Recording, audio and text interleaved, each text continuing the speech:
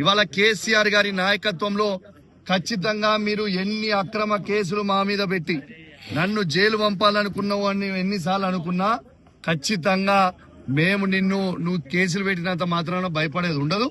ఇంకా రెట్టింపు, ఇంకా కౌశిక్ రెడ్డి నువ్వు ఎన్ని కేసులు పెడితే కౌశిక్ రెడ్డి మీద అంత AK-47 అయితే గుర్తుపెట్టుకో మిస్టర్ రేవంత్ రెడ్డి. నీ కేసులకి భయపడేటువంటి ఎవరు లేదని చెప్పి సందర్భంగా తెలియజేస్తా ఉన్నా. ఇంకా ఎక్స్టార్షన్ అని పెట్టిండు. ఎక్స్టార్షన్ అంటే ఏంటిది? ఇలా రేవంత్ రెడ్డి గారు కాంట్రాక్టర్ల దగ్గర 20% కమిషన్ తీసుకుంటుంది. ఎక్స్టార్షన్. ఇలా వరంగల్ జిల్లాలో సీతక్క గారు ములుగులో ఉష్కె దందా చేసి కాంట్రాక్టర్లను బెదిరించి పైసలు వసూలు చేస్తుంది. ఎక్స్టార్షన్. ఇవాళ కడియం శ్రీహరి గారు పేదల భూములు బెదిరించి గుంజుకుంటున్నాడు. అదే విధంగా ఇల్లీగల్ గా కారు నడుపుతుంది. ఎక్స్టార్షన్.